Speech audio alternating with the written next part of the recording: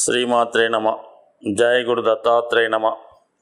ఈ వీడియోలో మనం జూలై 7వ తారీఖు నుంచి 13వ తారీఖు మధ్యలో జరగబోయే వార ఫలాలు ఏ విధంగా ఉండబోతున్నాయి అని తెలుసుకోవడంలో మరి ఈ వారం యొక్క గ్రహస్థితి ఏ విధంగా ఉండబోతుంది అని పరిశీలించినప్పుడు యాజిటీజ్గా రాహు మీనరాశిలో సంచరిస్తూ కుజుడు సుమారుగా ఈ వారం 12వ తారీఖు వరకు కూడా మేషరాశి అందే సంచారం చేయడం జరుగుతూ ఉంటుంది. ముఖ్యంగా గురువు వృషభ రాశిలోనే సంచరిస్తూ మరి ప్రస్తుతం రోహిణి నక్షత్రం మీద సంచరించడం వల్ల మరి గురువుకి అది మిత్ర నక్షత్రం అవటం వల్ల ఒక విధమైనటువంటి గజకేసరి యోగం లాంటిది యాక్టివేట్ అవుతుంది. ఇది కొన్ని రాశుల వారికి చాలా అనుకూలమైన ఫలితాలు ఇవ్వడంలో సహాయపడే అవకాశం ఉన్నది. అలాగే మరి రవి మిథునంలో, బుధ శుక్రులు కర్కాటకంలో సంచరించడం జరుగుతూ ఉంది. ఈ వారం నుంచి మనకి సుమారుగా ఆషాఢ మాసం ప్రారంభం అవడం జరుగుతుంది. మరి ఆషాఢ మాసంలో అమ్మవార్లకి, స్త్రీ దేవతలకి చాలా ఇష్టమైనటువంటి నెల. మరి ఈ నెలలో స్త్రీ దేవతల్ని ఆరాధించడం వల్ల మరి గుప్త నవరాత్రులు కూడా ఇదే నెలలో అమ్మవారికి జరగడం జరుగుతూ ఉంటుంది.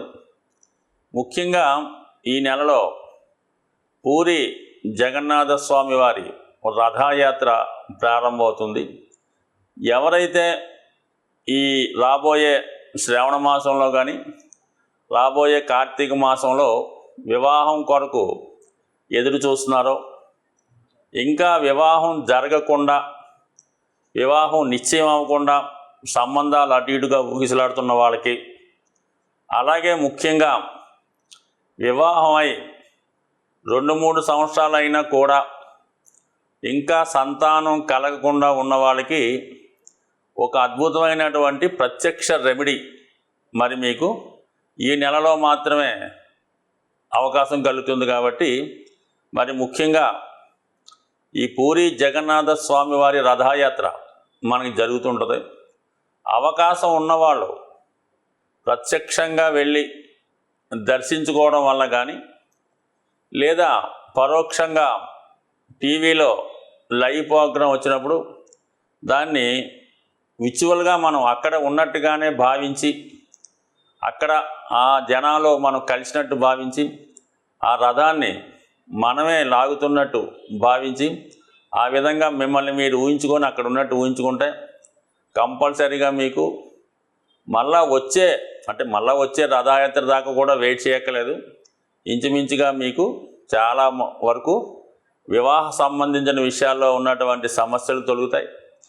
అలాగే సంతానానికి సంబంధించినటువంటి విషయాల్లో కూడా మంచి అనుకూలత ఏర్పడుతూ ఉంటుంది. అయితే కొంతవరకు మరి ఈ వారం నుంచి ఈ గురుమౌఢ్యం, శుక్రమౌఢ్యం కూడా వెళ్ళిపోతున్నాయి. కాబట్టి వివాహాలైతే మన ఉభయ ఆంధ్ర ప్రాంతాల్లో చేసుకోవడం కుదరదు, కానీ కొన్ని శుభకార్యాలు లాంటి, అంటే మరి వివాహానికి సంబంధించిన వరకు అయిన పెళ్లి చూపులు లాంటివి కానీ, మాట ముచ్చట చేసుకోవడం కానీ చేసుకోవచ్చు.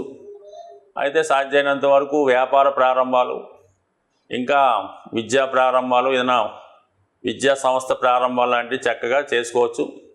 ఇంకా దాని తర్వాత మీకు వచ్చే శ్రావణ మాసంలో వివాహ ముహూర్తాలు, గృహప్రవేశ ముహూర్తాలు, సమస్త ముహూర్తాలు కూడా మీకు ఉండే అవకాశం ఉంటుంది. కాబట్టి ఈ నెలలో కొంతవరకు కూడా ఇల్లు మారడం అలాంటి కార్యక్రమాలు చేసుకునే అవకాశం ఉంటుంది. అవకాశం ఉన్న వాళ్ళు చేసుకోవడం మంచిది. వృషభ రాశి వారికి ఈ నెల 12వ తారీఖు వరకు కుజుని వేస్థాన సంచారం వల్ల జీవిత భాగస్వామి కొరకు, వ్యాపార భాగస్తుల కొరకు ఎక్కువగా ధనాన్ని ఖర్చు పెట్టడం జరుగుతూ ఉంటుంది. అలాగే జాతకుడు భూముల మీద, స్థిరాస్తుల మీద పెట్టుబడి పెట్టడం, రక్త సంబంధికులకి కొంతవరకు ఆర్థికపరమైన సహాయం చేయడం కూడా జరుగుతూ ఉంటుంది. ముఖ్యంగా ఈ వారం అంతా రుణాలు తీర్చే ప్రయత్నం కూడా చేయడం జరుగుతూ ఉంటుంది. అలాగే మరి గురువు రాశి యందు సంచారం వల్ల జాతకుడిలో ఒక విధమైన దైవభక్తి ఎక్కువగా పెరుగుతుంది. దగ్గరలో ఉన్నటువంటి పుణ్యక్షేత్రాలు దర్శించడం జరుగుతూ ఉంటుంది. అందరికీ ఒక మంచి మార్గంలో పెట్టే ప్రయత్నం కూడా జాతకుడు చేయడం జరుగుతుంటుంది. ముఖ్యంగా ఇది వ్యవసాయ రంగంలో ఉన్న వాళ్ళకి, పౌల్ట్రీ అలాగే పాల పరిశ్రమ లాంటి వృత్తిలో ఉన్న వాళ్ళకి అనూహ్యంగా వాళ్ళ యొక్క ఆదాయం అభివృద్ధికరంగా ఉండే అవకాశం ఉంది. విద్యార్థులు కూడా విద్య మీద కాన్సన్ట్రేట్ చేసి ఇంకా డైలీ కంటిన్యూగా మరి చదువు యొక్క విషయంలో ఎక్కువ శ్రద్ధ పెట్టడం జరుగుతూ ఉంటుంది. మిగతా వాళ్ళు కూడా చాలా వరకు మరి ఎక్కువగా ప్రయాణాలు చేస్తూ ఉంటారు, దేవాలయాలు దర్శిస్తూ ఉంటారు, ఎక్కువగా ఆహారం మీద ఎక్కువగా ప్రీతి కలుగుతూ ఉంటుంది. దానికని కొద్దిగా స్వీట్స్, మధుర పదార్థాలు తినే ప్రయత్నంలో ఎక్కువగా దాని మీద కూడా శ్రద్ధ పెట్టే అవకాశం ఉంటుంది. ఇంకా ధనస్థానంలో రవి ఉండడం, ప్రభుత్వ ధనం వచ్చే అవకాశం ఉంది. స్థిరాస్తుల మీద, భూముల మీద ఆదాయం పెరుగుతుంది, దాని మీద ఆదాయం చేతికి అందుతుంది.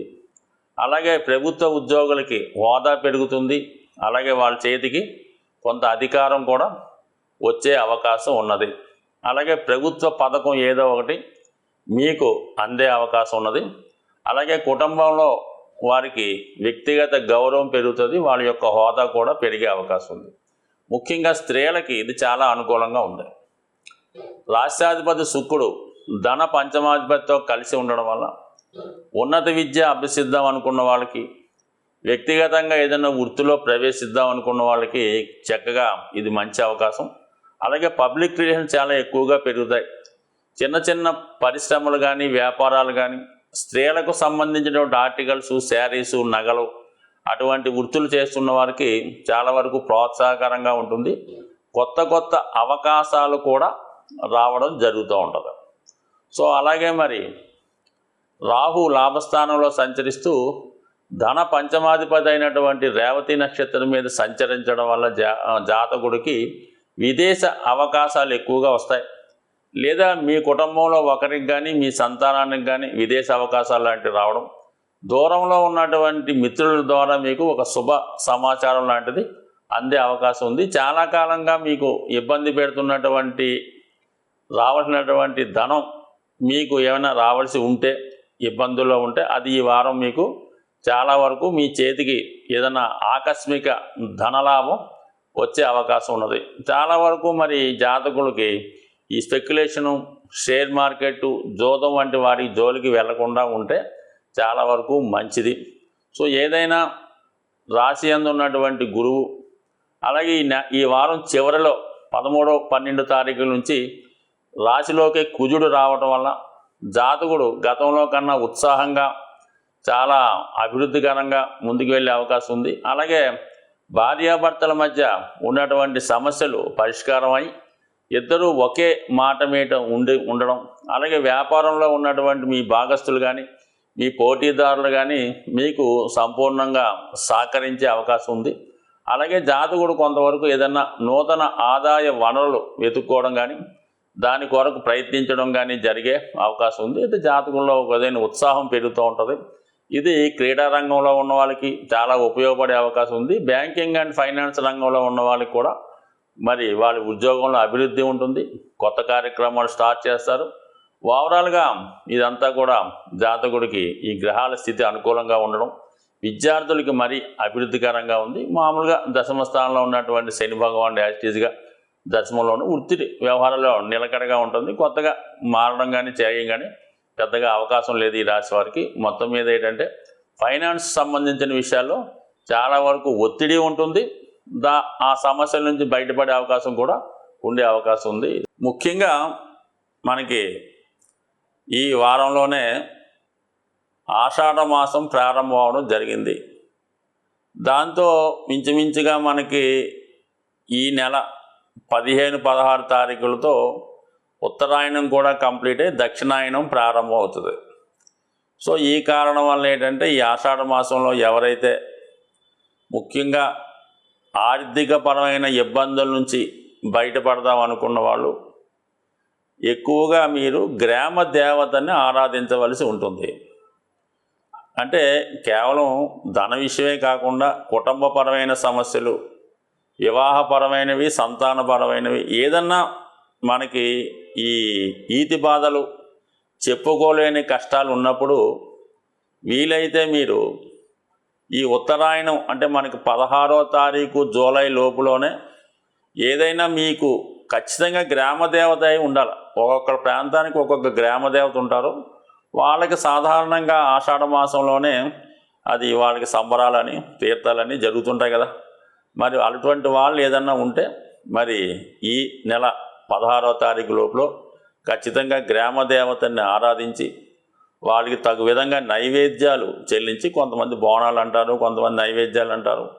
అది ఒకటి ఆంధ్ర, ఒక విధంగా తెలంగాణ విధంగా ఉంటుంది. కాబట్టి మీకు తోచిన విధంగా వీలైతే వాళ్ళకి పసుపు కుంకాలతో సత్కరించి ఏదైనా ఒక నైవేద్యాన్ని సమర్పించడం వల్ల ఖచ్చితంగా మీకు ఈ పనిలో విజయం వహించే అవకాశం ఉంది. కుటుంబ సభ్యుల మధ్య సఖ్యత ఏర్పడుతుంది.